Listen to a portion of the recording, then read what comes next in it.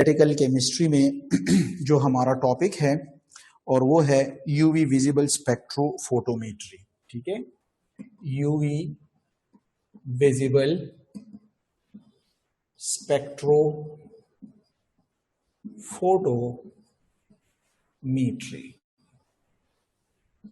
अगर इस टॉपिक को आप पढ़ेंगे तो आपको पता है कि इसमें हमारे पास दो रेडिएशंस इन्वॉल्व हैं। एक हमारे पास यूवी इन्वॉल्व है जिसकी वेवलेंथ हमारे पास आती है राउंड अबाउट 200 से लेकर 400 नैनोमीटर तक। ठीक है, और इसमें अगर हम दूसरी रेडिएशन ले लें जो कि विजिबल है हमारे पास और उसकी वेवलेंथ जो है तो वो 400 से लेकर 800, किसी बुक में 750 होता है लेकिन स्टैंडर्ड बस 800 है। इसमें जो आपकी बुक में हो तो वही फॉलो करें। ये 200 से टोटल इसकी रेंज है। तो इसकी अगर हम टोटल रेंज लिखें दोनों को मिलाकर तो टोटल रेंज जो वेवलेंथ की है तो वो हमारे पास 200 से लेकर 800 नैनोमीटर तक है। और फिर इसमें आपको याद हो को 200 से 400 तो यूवी में आता है और विजिबल जो है तो वो आपके पास किस में काउंट होता है जनाब? विजिबल 400 से 800 में। अभी यहां पर जो है तो ये जो है तो ये मोर एनर्जेटिक है, मोर एनर्जेटिक यानी यूवी विजिबल की मैं बात कर रहा हूं। ठीक है, मोर एनर्जेटिक देन किससे? आईआर से। ये आईआर से मोर एनर्जेटिक है। जब ये मोर एनर्जेटिक हैं तो ये जनाब चेंज करेंगे distribution of loosely bonded electron यानी pi electron and non bonded electron यानी लोन पेयर। ठीक है, तो इसका अभी यहां पर नोट में लिख लेंगे। ये क्या करेंगे? Change the position of pi electron and lone pair of electron यानी नॉन बॉन्डेड इलेक्ट्रॉन भी इसको कहते हैं। ठीक है, अभी ये जो है तो इसमें इसको हम यूज करते हैं ज्यादातर किसके लिए? Quantitative analysis. ठीक है, क्वांटिटेटिव एनालिसिस में कल एक स्टूडेंट ने क्वेश्चन किया था कि कैसे क्वांटिटेटिव हो क्वालिटेटिव, तो क्वांटिटेटिव इसमें कैसे यूज करेंगे? तो इसमें हम एक टॉपिक पढ़ रहे हैं जिसको हम कहते हैं बेयर लैम्बर्ट लॉ। टॉपिक हमारे पास है Beer Lambert law, Beer Lambert's law बहुत ही जरूरी है, इसको जरा सीखें आप। सिंपल लॉ है, बहुत आसान है। ये बेयर लैम्बर्ट लॉ जो है तो ये हमारे पास हमें क्या कहती है? ये कहती है कि लेट सपोज मेरे पास यहां पर एक कंटेनर है। ठीक है, उस कंटेनर में कोई सब्सटेंस भी है जो उसमें यहां पर पड़ा हुआ है। इस सब्सटेंस की जो मिकदार होती है उसको हम कहते हैं कंसंट्रेशन। ठीक है, दूसरी इसकी ट्यूब, ये जो कंटेनर है इसकी लेंथ होती है जिसको हम जाहिर करते हैं एल से। क्लियर है? तो अभी यहां पर इस पे डाला जा रहा है कौन सी शुआएं? यानी यूवी विजिबल जो है तो शुआ को डाला जा रहा है। ये यूवी विजिबल शुआ जो है तो ये मुझे क्या करेगा? ये यहां पर कनेक्टेड है एक मशीन के साथ। तो मशीन में वहां पर आपको क्या देगा? मशीन आपको देगा रीडिंग, नंबर्स देगा। वो मशीन जब आपको गिव रीडिंग देगा तो वो रीडिंग असल में आपको क्या शो करता है? वो आपको शो करता है क्या? कंसंट्रेशन। और जब वो आपको कंसंट्रेशन शो कर लिया तो इसको हम क्या कहते हैं? इसको हम कहते हैं क्वांटिटेटिव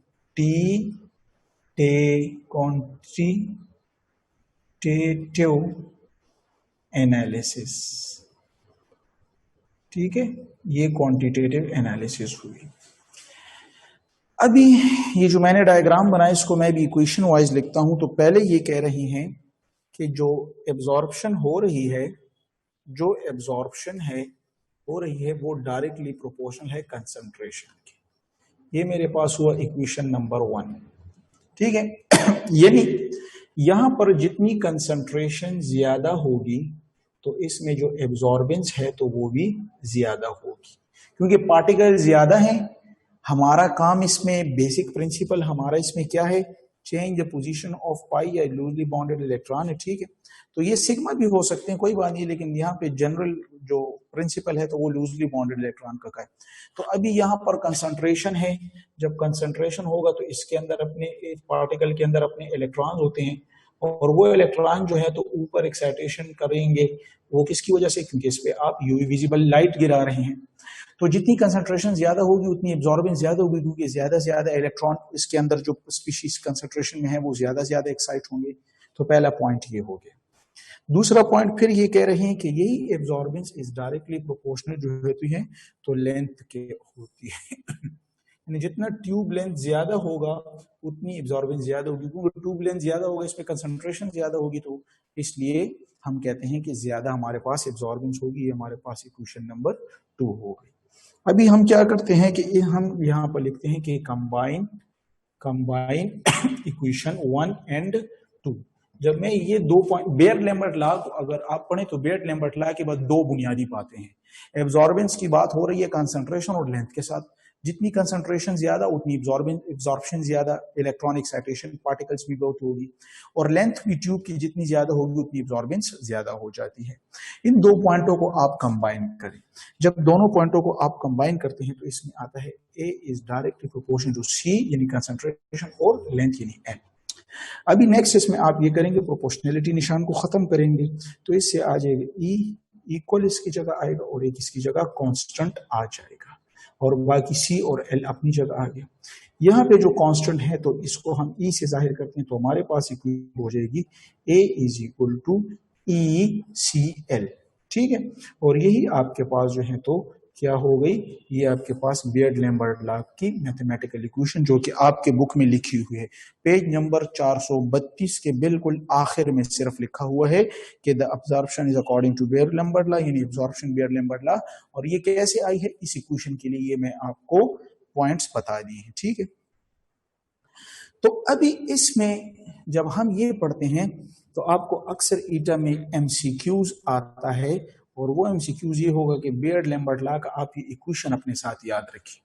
और अगर आ भी जाए कि बेयर-लैम्बर्ट लॉ किस चीज की डिस्कशन करता है तो वो एब्जॉर्बेंस की डिस्कशन करता है, किसके साथ, कंसंट्रेशन ऑफ स्पीशीज और लेंथ के साथ। ये 2 पॉइंट जो हैं तो ये भी एमसीक्यूज के लिए बहुत जरूरी हैं।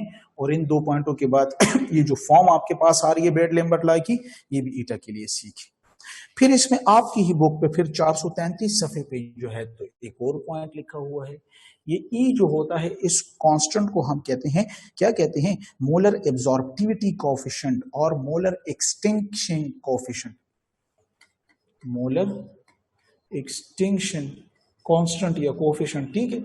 और ये क्या होता है तो ये फिर लिखा हुआ है a constant characteristic of the solute at a given wavelength. इसका मतलब है कि ये जो होगा डिफरेंट होगा फॉर डिफरेंट सैंपल, यानी जिस सैंपल पे आप यहाँ पे यूज कर रहे हैं ना तो उसके लिए हर एक के लिए E की वैल्यू अलग होगी। ये ईटा में आता है कि मोलर एब्जॉर्प्टिविटी कोएफिशिएंट या एब्जॉर्प्टिविटी कांस्टेंट जो होते हैं तो ये असल में कैरेक्टरिस्टिक होती है किसी कंपाउंड की, सॉल्यूट की, ठीक है ना। तो इसलिए हम यहाँ पर ये पॉइंट लिख रहे हैं। इसके अलावा हम ये कह रहे हैं कि अभी यहाँ पर इसी चीज को अभी हम आगे नेक्स्ट पढ़ाते हैं, और वो ये होगा कि यहाँ पे जो इलेक्ट्रॉन को अभी सैंपल पे जब यूवी विजिबल डाला जाता है, जो कंटेनर में मैंने भी आपको बताया, उसमें जो पार्टिकल्स होते हैं तो पार्टिकल्स के अंदर इलेक्ट्रॉन होते हैं और इलेक्ट्रॉन एक्साइटेशन करते हैं, जिसको हम एक्चुअली इलेक्ट्रॉनिक ट्रांजिशन कहते हैं। तो यहाँ पर अभी हम देखेंगे कि यूवी विजिबल में क्या होती है, जो इलेक्ट्रॉनिक ट्रांजिशन होती है, जो इलेक्ट्रॉनिक ट्रांजिशन होती है तो वो इलेक्ट्रॉनिक ट्रांजिशंस कौन सी हैं, ठीक है, ये आप पढ़ेंगे। तो इलेक्ट्रॉनिक ट्रांजिशन जनाब पहले इसमें हमारे पास जो मौजूद है वो होती है सिग्मा से सिग्मा स्टार ट्रांजिशन, राइट। पहले सिग्मा से सिग्मा स्टार ट्रांजिशन। दूसरी जनाब हमारे पास जो ट्रांजिशन होती है वो N से सिग्मा स्टार ट्रांजिशन, बहुत जरूरी है ये 4 ट्रांजिशन। तीसरा हमारे पास है पाई से पाई स्टार ट्रांजिशन होगी इलेक्ट्रॉन की, जब आप यूवी विजिबल इस पर डालेंगे, गिराएंगे इन शुआओं को। और चौथी मेरे पास होती है एन से पाई स्टार ट्रांजिशन, इसमें मेरे पास होगी, ठीक है। तो इसमें अभी एमसीक्यूज में आपके पास क्या आएगा, बुक में लिखा हुआ है, बहुत आसान चीजें हैं, ठीक है। इनके लिए शर्त क्या है कि ये किस में होगी, ये होगी हमारे पास सैचुरेटेड, ये एमसीक्यूज है, ये भी एमसीक्यूज में आ सकते हैं, ठीक है। ये किसके लिए होगा, ये सैचुरेटेड कंपाउंड्स के लिए होगा, यानी लाइक अल्केन वगैरह जिसमें सिंगल बॉन्ड हो, ठीक है। अगर इसके बारे में पूछें तो ये फिर एक अलग से एमसीक्यूज आ रहा है कि ये किस में होगा। असल में देखिए ये सिग्मा है और ये सिग्मा स्टार, ये अल्केन की। अभी ये एन जो होता है तो एन रिलेटेड होता है लोन पेयर के साथ। एन का मतलब याद रखें, इससे मुराद लोन पेयर का होता है, तो इसलिए हम कहते हैं एन और सिग्मा स्टार। तो इसमें भी हम अभी अपने जो यहाँ पे जो डेफिनेशन पॉइंट है तो उसमें भी लिखेंगे कि ये भी सैचुरेटेड कंपाउंड के लिए होता है। सैचुरेटेड क्यों है, क्योंकि इसमें आपको सिग्मा नजर आया, सिग्मा जिसमें नजर आएगा वो सैचुरेटेड होते हैं। लेकिन इनमें से अभी एक डिफरेंट पॉइंट ये है, सैचुरेटेड होगा लेकिन इनमें क्या होगा, हेट्रो एटम होगा। इनमें क्या होगा, हेट्रो एटम होगा। हेट्रो एटम से मुराद ऑक्सीजन होगा, हेट्रो एटम से मुराद सल्फर होगा, नाइट्रोजन होगा या हेलोजन होगा, और सबके साथ अगर आप देखें तो लोन पेयर जो है तो मौजूद होते हैं। Is it clear? तो हमारे पास ये कंपाउंड इसमें आ जाते हैं, और इसके लिए जो एनर्जी होती है तो वो ज्यादा होती है। इसके लिए जो एनर्जी होती है वो ग्रेटर होती है किससे, सिग्मा से, सिग्मा स्टार के लिए, ठीक है। सॉरी लेस होती है, सॉरी ये लोन पेयर्स है ना, जी, इसकी जो एनर्जी होती है, इसके लिए जो एनर्जी होती है तो वो लेस होती है सिग्मा से सिग्मा स्टार। तो ये आपके पास एक अलग से एमसीक्यूज आ गया है, ये एक अलग से एमसीक्यूज है। इस तरह अगर हम पढ़ें चौथा, अगर हम पढ़ें तीसरा, पाई से पाई स्टार, तो आपको पता है कि इसके लिए क्या लिखेंगे, ये किस में होगा, ये अनसैचुरेटेड कंपाउंड्स में होगा। अनसैचुरेटेड कंपाउंड यानी जिसमें डबल बॉन्ड या ट्रिपल बॉन्ड आपको नजर आ रहे हो उसमें होगा। फिर वो जो एग्जाम्पलें होती है और वो वैल्यू बुक में दी होती है वो तो फिर आप खुद याद करें, बुनियादी बात ये है इसमें जो मैं आपको पढ़ा रहा हूं। इसके बाद जनाब नेक्स्ट ये भी अनसैचुरेटेड में होगा, और इसमें भी अभी वही वाला पॉइंट होगा कि इसमें भी हेट्रो एटम होगा। हेट्रो एटम मतलब एक्साइटेशन हुई। इसके अलावा हम जो है तो एक और याद रखेंगे, कॉम्प्लेक्सेस के जो कलर्स हैं आपके साथ इसी टॉपिक में बुक में 434 पेज पे में आपको डिफरेंट कॉम्प्लेक्सेस के कॉम्प्लीमेंट्री कलर्स शो हुए हैं। यानी वायलेट के लिए येलो ग्रीन आता है, इस तरह ब्लू के लिए येलो आता है, ब्लू ग्रीन के लिए रेड। तो उस टेबल को आपको सीखना होगा, ये आप याद करेंगे तो इनसे इंशाल्लाह कोई से भी आ सकता है कि अगर ब्लू वायलेट कलर होगा तो कॉम्प्लेक्स का कॉम्प्लीमेंट्री कलर कौन सा इनमें से होगा, तो उस टाइम फिर ये आपको याद रहना चाहिए, ठीक है ना। तो ये हमारे यूवी विजिबल स्पेक्ट्रोस्कोपी में बियर-लैम्बर्ट लॉ और क्वांटिटेटिव एनालिसिस ये इनका रिलेशन हुआ, ठीक है।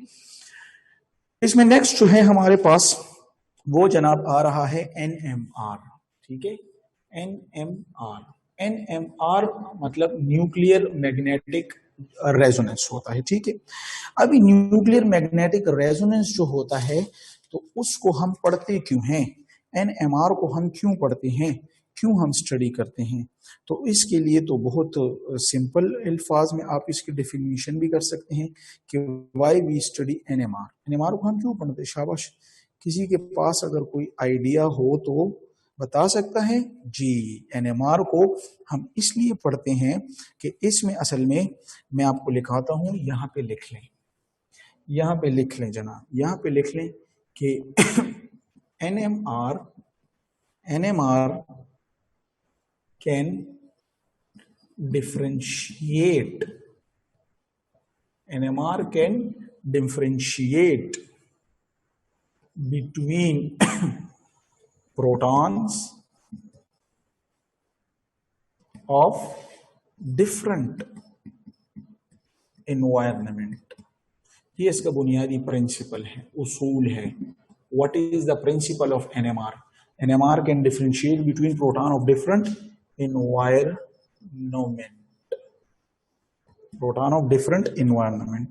within a same molecule, within a same molecule, ठीक है, within a same molecule, ये हमें बताता है। फिर यहां पर हमारे पास दो टर्म्स आ जाते हैं। एक हमारे पास होता है इक्विवेलेंट प्रोटॉन्स, इक्विवेलेंट प्रोटॉन, ठीक है, और एक हमारे पास आ जाता है non equivalent protons, non equivalent protons. तो इक्विवेलेंट प्रोटॉन क्या होते हैं? इक्विवेलेंट प्रोटॉन है कि proton of the same environment, definition इसकी क्या होगी? प्रोटॉन ऑफ सेम एनवायरनमेंट,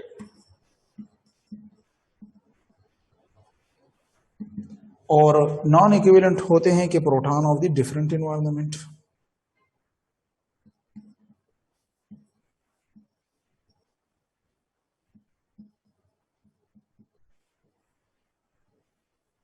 ठीक है, proton of the different environment, ठीक है ना।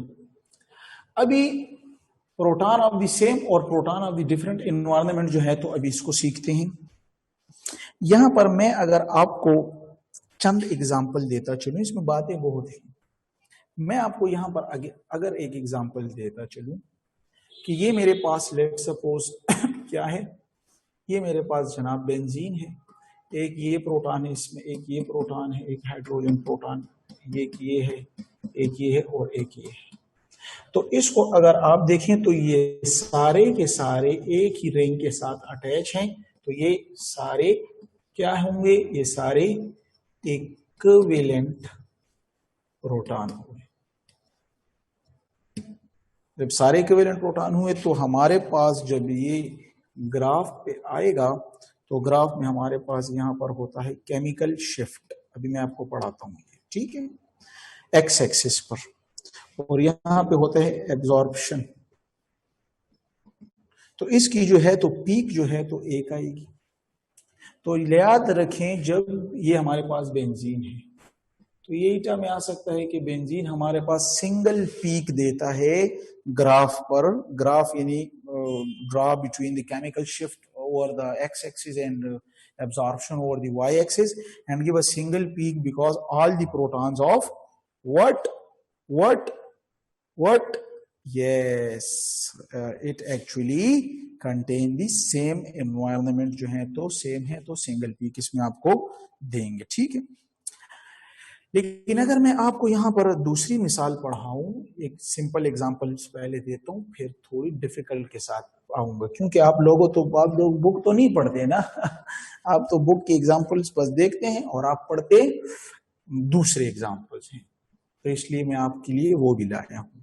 कोई बात नहीं, आपकी अल्लाह आपको डॉक्टर बना रहे हैं, जुम्मे का दिन है, क्या पता लगे दुआ कबूल हो जाए।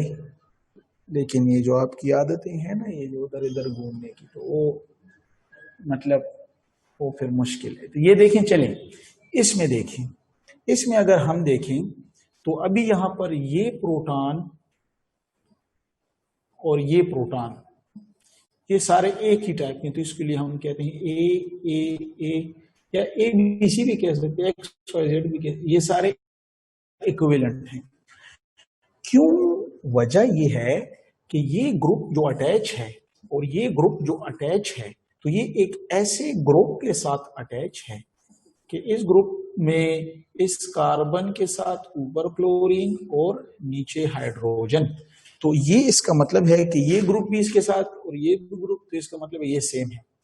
लेकिन ये प्रोटॉन इस तरह कार्बन के साथ अटैच है, जो ऊपर क्लोरीन है, ऊपर साइड पे बल्कि ग्रुप है, तो ये बी टाइप हुआ, ठीक है।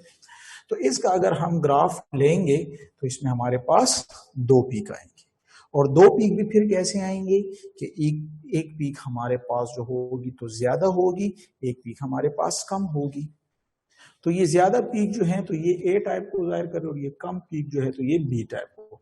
तो इसका मतलब है कि जो पीक की तादाद होती है वो आपको नंबर ऑफ पीक से पता चलता है, लेकिन पीक की जो इंटेंसिटी है, यानी एक पीक ऊपर एक पीक नीचे, तो वो फिर इक्विवेलेंट प्रोटॉन की तादाद बताता है। क्योंकि यहाँ पर एक 6 टाइप के, तो इसलिए इसकी इंटेंसिटी ज्यादा होगी। ये सिर्फ डी एक टाइप का है, तो इसलिए तो डिफरेंट के लिए नंबर ऑफ पीक्स और इंटेंसिटी ऑफ पीक, ये दो इंपॉर्टेंट बातें हैं, ठीक है। Intensity off peak show the same number of, intensity ज्यादा तो सेम नंबर ऑफ हाइड्रो यानी प्रोटॉन ज्यादा होंगे, और अगर इंटेंसिटी कम तो कम होंगे उसमें, ठीक है। तो ये हमारे पास यहाँ पर बुनियादी दो बातें, ठीक है। अभी इस ग्राफ में हमने यहाँ पर डिस्कस किया केमिकल शिफ्ट, ठीक है। इसके बाद यहाँ पर मैं जो डिस्कस करने जा रहा हूँ केमिकल शिफ्ट को, लेकिन उससे पहले एक एमसीक्यूज यहाँ पे मैं आपको डिस्कस करूंगा, ठीक है। कि जब भी आप एनएमआर स्पेक्ट्रा लेते हैं, जब भी एक आप क्या लेते हैं, एनएमआर स्पेक्ट्रा आप लेते हैं, तो एनएमआर स्पेक्ट्रा हमारे पास दो किस्म के होते हैं। एक के लिए एनएमआर एक्टिव होता है, एक एनएमआर एक्टिव होता है, और एक एनएमआर किसी स्पीशी के लिए नहीं होता, तो उसको हम कहते हैं एनएमआर इनएक्टिव या इनविजिबल, ठीक है। इनएक्टिव, एक एक्टिव होता है और एक इनएक्टिव होता है। तो ये जो एक्टिव होता है एनएमआर एक्टिव, तो ये किस स्पीशीज के लिए होंगे, जिसके पास हमारे पास ऑड जो होंगे प्रोटॉन्स होते हैं, ठीक है ना, ठीक है। और इनएक्टिव जो होता है तो ये हमारे पास इवन प्रोटॉन्स के लिए होता है। न्यूट्रॉन भी हो सकते हैं, क्यों, nuclear particles, nuclear magnetic resonance से, ठीक है। तो ये हमारे पास एक बात हुई, ठीक है। इसके बाद हमारे पास जो दूसरी एक बात इंपॉर्टेंट आ रही है, केमिकल शिफ्ट से पहले वो भी डिस्कस कर लेंगे। चलिए पहले तो एक ये बात होगी कि एक्टिव किसके लिए होता है, तो वो जिसके साथ ऑड हो उनके लिए एक्टिव होगा, और जिन इनएक्टिव होगा तो फिर बुक में आपकी एग्जाम्पलें लिखी हुई है। बुक में आपकी एग्जाम्पल जो है तो बहुत हैं, अगर C13 आ जाए ये भी ऑड है, अगर N15 आ जाए, ठीक है, इस तरह एक्सेट्रा बहुत है। इसके लिए अगर C12 आ जाए, सारा ऑक्सीजन 16 आ जाए, तो ये एनएमआर इनएक्टिव स्पीशीज हैं, ठीक है। लेट्स सपोज हम यहाँ पे अभी दूसरी बात डिस्कस कर रहे हैं, और वो हमारे पास है spin state of a nucleus, ठीक है। स्पिन स्टेट, अगर मैं आपको बताऊं कि ये हमारे पास न्यूक्लियस है, ठीक है, ये इसके इर्द गिर्द शेल है, इस न्यूक्लियस में जो है तो हमारे पास प्रोटॉन भी है, न्यूट्रॉन भी है, ठीक है। और अगर मैं ये काउंट कर लूं कि ये हमारे पास एक्सिस ऑफ न्यूक्लियस है, ये हमारे पास एक्सिस ऑफ न्यूक्लियस है, ठीक है। तो इस तरह ये न्यूक्लियस जो है तो हमारे पास लेट सपोज किस तरह घूमता है, लेट सपोज ये न्यूक्लियाई स्पिन इस साइड पर है, ठीक है ना। तो इस वक्त जो है तो इसकी न्यूक्लियस की जो स्पिन स्टेट होगी वो इसमें एनर्जी सेम होती है, ठीक है। तो यहाँ पर मैं लिखता हूँ न्यूक्लियस की जो स्पिन स्टेट होती है उसकी एनर्जी जो होती है वो क्या होती है, सेम होती है, ठीक है ना। अभी मैं क्या करता हूं, मैं इस तरह करता हूं कि इसको बाहर से जो है तो क्या प्रोवाइड करता हूं, इसको मैं प्रोवाइड करता हूं applied magnetic field. Is it clear, applied magnetic field. और ये जो स्पिन स्टेट है तो क्या, ये तो न्यूक्लियर स्पिन स्टेट है, तो अभी इस मर्तबा क्या हुआ दो चीजें होती हैं, यानी मतलब ये हुआ कि स्पिन स्टेट की डायरेक्शन भी ऐसे है और अप्लाइड मैग्नेटिक फील्ड की डायरेक्शन भी जो आप दे रहे हैं वो भी इस तरफ है। तो इसका मतलब है कि दोनों की जो है तो ट्यून दोनों सेम होती हैं, ठीक है। तो इसलिए हम कहते हैं कि अभी इनकी एनर्जी सेम नहीं रहेगी। जब आप अप्लाइड मैग्नेटिक फील्ड देते हैं तो नाउ यहाँ पर तो पहले स्पिन स्टेट सेम थी, अभी now spin state not same. जब नॉट सेम होगी तो किस तरह होगी, तो फिर यही आपके बुक में लिखा हुआ है, यानी आपके बुक में एक डायग्राम दी है, और वो डायग्राम इस तरह है कि पहले स्पिन स्टेट सेम थी, फिर इस तरह वो बढ़ गई है दो स्पिन स्टेट में, ठीक है। एक हमारे पास है पॉजिटिव स्पिन स्टेट, एक हमारे पास होती है नेगेटिव स्पिन स्टेट, ठीक है। ये जो पॉजिटिव स्पिन स्टेट है तो ये लो एनर्जी है और ऊपर वाली की हाई एनर्जी है। तो अभी लो एनर्जी और हाई एनर्जी कब होगी, जब याद रखें लो एनर्जी में ट्रिक याद रखें कि जो अप्लाइड मैग्नेटिक फील्ड है, सही है, उसकी डायरेक्शन उसकी डायरेक्शन और ये जो न्यूक्लियर स्पिन जो स्टेट है इसकी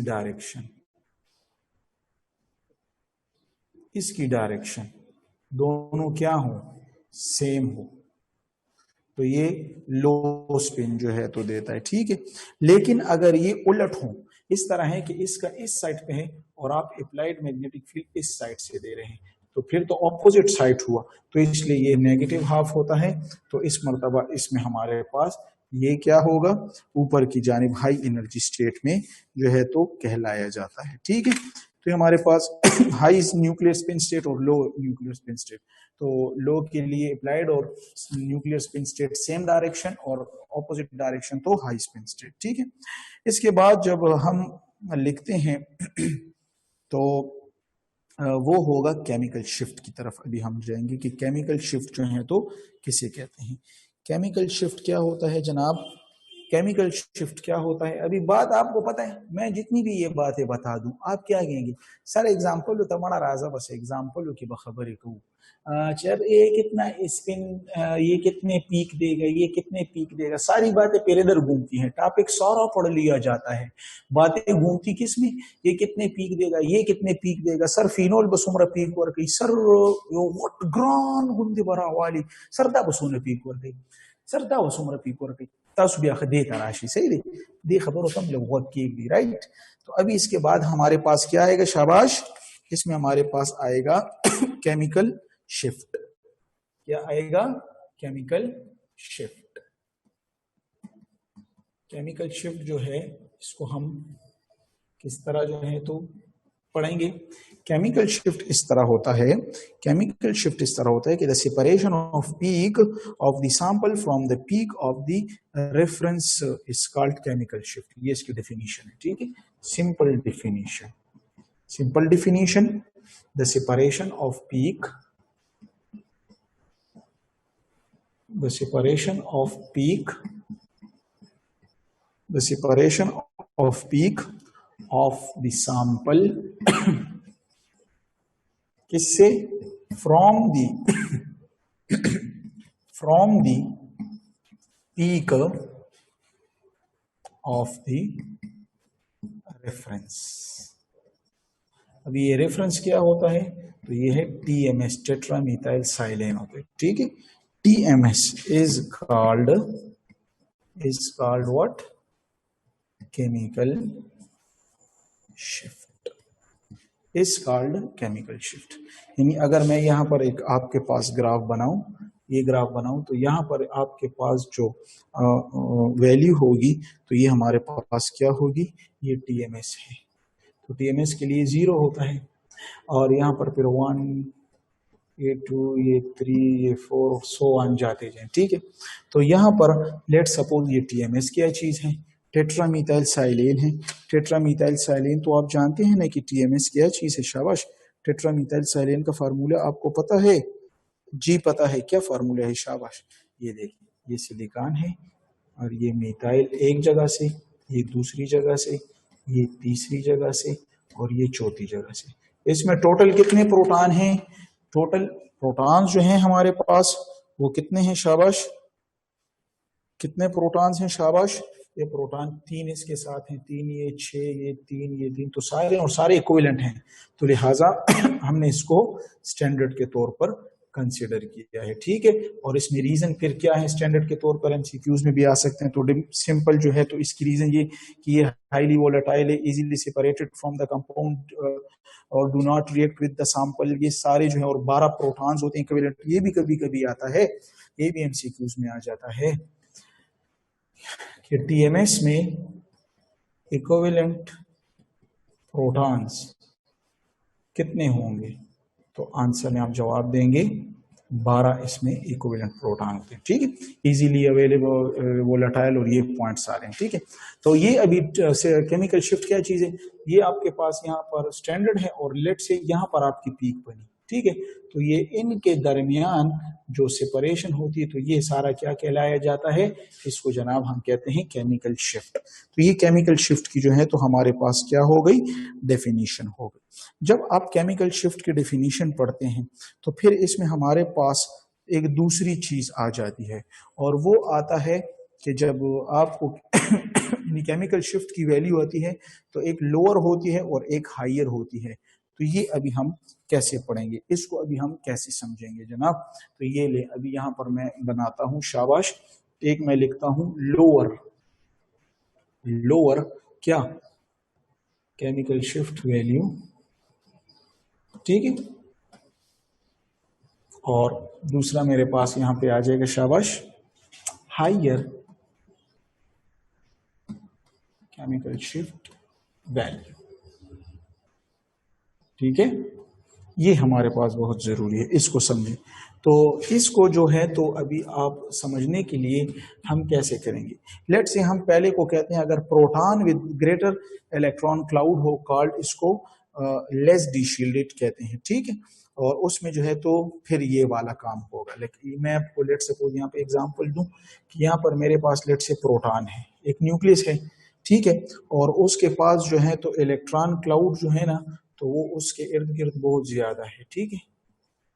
ये क्या है, ये इसके इलेक्ट्रॉन क्लाउड है, और ये इलेक्ट्रॉन क्लाउड अभी यहाँ पर क्या है, शाबाश, ग्रेटर है, ठीक है ना।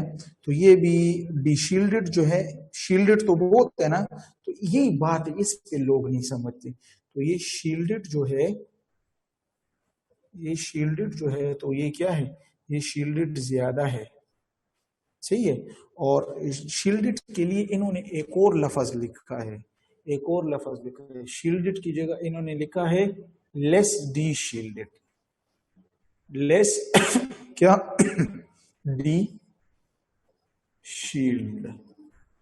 तो एक ही बात हुई, इज इट क्लियर। अगर आप कहें कि शील्डेड हैं और बुक ने जरा इसको बात को बहुत ज्यादा इतना घुमा दिया कि स्टूडेंट को घुमा के रख दिया है। स्टूडेंट जैसे ही ऑर्गेनिक इनऑर्गेनिक पढ़ते हैं, उनका अगला शिकार एनालिटिकल होता है, और एनालिटिकल में भी डायरेक्ट शिकार एनएमआर होते हैं, और एनएमआर के अंदर भी डायरेक्ट शिकार इन दो चीजों के कि सर ये लेस शील्डेड हो, इन पे हम नहीं समझते जो शील्डेड, क्योंकि इलेक्ट्रॉन क्लाउड ज्यादा हो तो शील्डेड होते हैं, और शील्डेड का अगर सोचें तो दूसरा नाम है लेस डी शील्डेड, एक डी शील्डेड होते हैं, और ये तो लेस डी शील्डेड है क्योंकि इर्द गिर्द बहुत इलेक्ट्रॉन है। तो ये कॉन्सेप्ट जरा ज्यादा याद रखें, ठीक है। तो लोअर टा वैल्यू जो होती है, सॉरी, लोअर जो केमिकल शिफ्ट की वैल्यू होती है तो वो इस रीजन से होती है।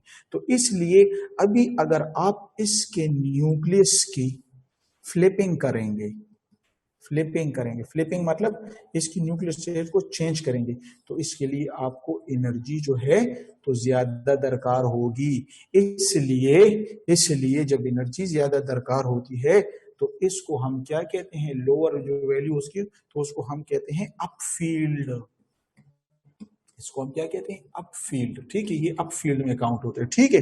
और जो चीज भी अपफील्ड होगी, याद रखें, जो भी मैं ग्राफ निकालता हूं ऐसे, जो भी अपफील्ड होगी तो इसकी जो ये वैल्यू होती है ना, वो इधर इधर होगी। इसका मतलब कि इसकी केमिकल शिफ्ट की वैल्यू क्या होगी, लो होगी।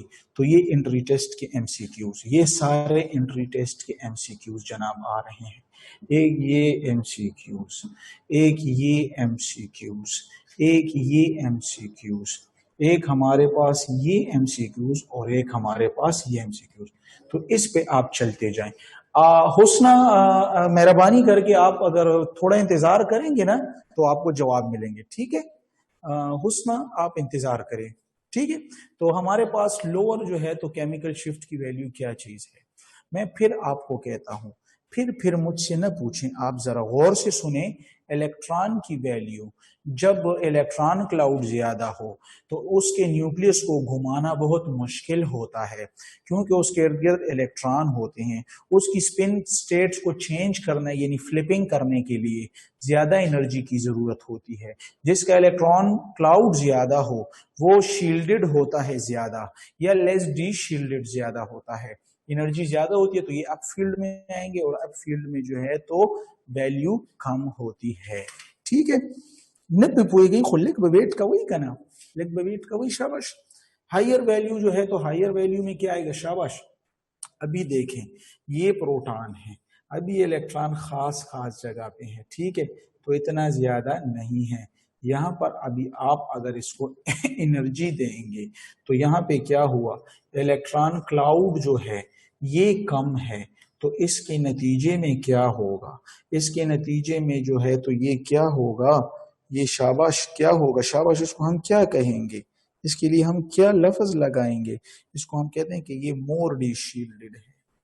ये क्या है, मोर डी शील्डेड, यानी ज्यादा रास्ता खुला हुआ है, ये मोर डी शील्डेड है, ठीक है। और इसके लिए एनर्जी किसके लिए, यानी फ्लिपिंग के लिए, इसकी स्पिन स्टेट को प्रोटॉन की चेंज करने के लिए, फ्लिपिंग के लिए एनर्जी कम लगेगी, लिहाजा ये जो है इस तरह ग्राफ में यहाँ पे आएगा, ठीक है। मतलब हाई जो है तो केमिकल शिफ्ट आएगी, और इसको हम क्या कहते हैं, इसको हम डाउन फील्ड कहते हैं। अभी आप कहेंगे अप फील्ड और लो, हम तो ये समझ रहे हैं कि अप फील्ड और ये हाई होगा, नहीं जनाब, ये इसके लिए ये स्टैंडर्ड है। देखें ग्राफ भी इसका यहाँ से मैंने स्टार्ट नहीं किया, मैंने यहाँ से स्टार्ट किया, जीरो यहाँ से स्टार्ट होते, तो इसीलिए आप इस पे कंफ्यूज होते हैं। अच्छा ये ग्राफ उल्टे, तो इसलिए ये आप ये अप फील्ड और डाउन फील्ड में कंफ्यूज हो रहे हैं, डाउन फील्ड, ठीक है ना। तो इसमें हमारे पास जो वैल्यू होगी वो हाई होगी, ठीक है ना। तो ये आप केमिकल शिफ्ट पे आप समझ चुके हैं, और अप फील्ड और डाउन फील्ड पे भी समझ चुके हैं, ठीक है। तो ये आपके पास जनरल आ गया। इसके अलावा जो है तो फिर जो वैल्यू निकालते हैं, तो हम वैल्यू किससे निकालते हैं, इन्होंने एक जो है तो फॉर्मूला दिया हुआ है। फॉर्मूला कुछ ऐसे है कि अगर आप टॉ निकालना चाहते हैं, टॉ की वैल्यू, तो 10 माइनस ये जो वैल्यू आपको आती है इससे। अभी ये किसके बराबर होती है, तो ये फिर आपके बुक में दिया गया है कि ये वैल्यू हमारे पास है ऑब्जर्व्ड शिफ्ट। ये ऑब्जर्व शिफ्ट जब होती है किसके लिए, वो सैंपल के लिए, ठीक है, जो आपने लिया होता है। ऑब्जर्व शिफ्ट जो होते हैं फ्रॉम टीएमएस, यानी टीएमएस से जितना हरकत की होती है, यानी ये ग्राफ है, ये हमारे पास टीएमएस है और सैंपल ने यहाँ तक हरकत की, तो ये जो आपके साथ ऑब्जर्व शिफ्ट होती है, इसकी जो वैल्यू होती है उसको आप उठाकर यहाँ पर रखेंगे। अच्छा, और डिवाइडेड बाय इस पे आपने क्या लगाया है, ऑपरेटिंग जो है तो फ्रीक्वेंसी लगाई होती है। ये हमारे पास नॉर्मली रेडियो वेव्स होती है, ये हमारे पास नॉर्मली रेडियो वेव्स, ये जितने दी होती है, तो यहाँ पर आपके पास इसकी एक वैल्यू आ जाएगी। तो ये वैल्यू आप 10 से माइनस करें तो यही आपके पास टा की वैल्यू आ जाएगी, ठीक है। तो ये टा जो है तो ये असल में स्टैंडर्ड है सॉरी, तो ये 10 से माइनस किया जाता है और ये निकाला कैसे जाता है, तो ऑब्जर्व शिफ्ट यानी टीएमएस से कितना इसने शिफ्टिंग की है, वो ये टीएमएस से कितना दूर गया, किस पोजीशन पे है वो, और फिर वो ऑपरेटिंग फ्रीक्वेंसी जितनी आपने रेडियो वेव दी होती है, जो ये बाकायदा ये एक्सपेरिमेंटल काम है मेरे भाई, ये एक्सपेरिमेंटल है, ये एक्सपेरिमेंट में होता है। एक्सपेरिमेंट बस आपको एक्सपेरिमेंट करने की जरूरत नहीं होती यार, आपको कहेगा कि टा की वैल्यू बताओ, अगर सिग्मा की वैल्यू एक्स वाई जेड हो, तो आप लें 10 माइनस एक्स वाई जेड, जनाब ये आपके पास टा की वैल्यू निकल आएगी, ठीक है। तो ये आपके पास केमिकल शिफ्ट के बारे में थोड़ी बातें हुई, टीएमएस के बारे में बातें हुई। अभी जो है तो हम डिस्कस करेंगे यहाँ पे आपके पास जो पीक्स होती हैं, पीक्स के बारे में, ठीक है। तो पीक हम कहते हैं कि एनएमआर की पीक के बारे में हम कैसे जानेंगे, तो उसके लिए जानना ऐसे जरूरी है कि अगर मैं अगर आपको कहूं कि मेरे पास शाबाश एक एग्जाम्पल है, और वो एग्जाम्पल ये है कि लेट सपोज मैं कहूं कि ये मेरे पास इथेन है, ठीक है, इथेन है, तो इसमें मुझे बताएं शाबाश इसमें मुझे बताएं कि इसमें हमारे पास सारे प्रोटॉन क्या, ये देखो ये एक ग्रुप है, ये कैसे कार्बन के साथ अटैच है, और ये भी सारे हैं, तो ये सारे सेम इन्वायरमेंट, देखो तो ये कैसे कार्बन से अटैच है जो सिर्फ एक कार्बन के साथ अटैच है, और ये भी एक ऐसे, और उसके 3 हाइड्रोजन है, और फिर ये भी ऐसे कार्बन के साथ अटैच है जो एक कार्बन के साथ अटैच है और उसके भी 3 हाइड्रोजन है, तो दोनों तरफ सेम है, तो इसलिए इसकी पीक जो हमारे पास आएगी तो वो 1 होगी, ठीक है, ये हमारे पास 1 पीक देता है। अगर हम एक दूसरा एग्जाम्पल ले लें, दूसरे एग्जाम्पल में अगर हम देखें तो दूसरे एग्जाम्पल में हम और कितने पीक में यहाँ पर प्रोटॉन्स कितने हैं, इक्विवेलेंट प्रोटॉन्स कितने हैं हमारे पास, यहाँ पर इक्विवेलेंट प्रोटॉन 6 हैं। ठीक है, इसमें अगर मैं आपको एक और एग्जाम्पल दे दूं, वो एग्जाम्पल मेरे पास है CCC, ये मेरे पास ये आ गए, यानी प्रोपेन मेरे पास आ गए। तो प्रोपेन को अगर हम देखें तो प्रोपेन में अगर देखें तो ये जो है ये 3 तो सेम एनवायरनमेंट के हुए और ये 3 भी सेम एनवायरनमेंट के हुए, लेकिन ये 2 हैं जनाब, अभी ये 2 हमारे पास अलग एनवायरनमेंट के होंगे। तो यहाँ हमारे पास कितनी पीक्स आ जाएंगी, ये ए बी और बी, तो ये हमारे पास 2 पीक्स होंगे। 2 पीक्स में भी क्या होगा, 6 इक्विवेलेंट एक प्रोटॉन और 2 इक्विवेलेंट दूसरे प्रोटॉन। ठीक है, इसके बाद अगर हम एग्जांपल लें एक और की, और वो हमारे पास है, लेट सपोज, मैं जरा आपको इससे डिफिकल्ट तो नहीं, थोड़ी आसान भी है, लेकिन ये ले, ये मेरे पास एग्जांपल है, ये एग्जांपल मेरे पास है जनाब इसकी फिनोल की, ये हमारे पास फिनोल की एग्जांपल। तो फिनोल में भी कितने पीक देगा जनाब, ये देखें, ये एक प्रोटॉन हो गया। ठीक है देखें, और बाकी ये सारे क्या होंगे, तो अभी आप कहेंगे कि हाँ तो एक प्रोटॉन ये हुआ और ये बाकी ये हुए, नहीं, तो आप कहेंगे कि यार ये तो 2 पीक्स दे रहे हैं। ठीक है, तो ये 2 पीक जनाब नहीं देंगे।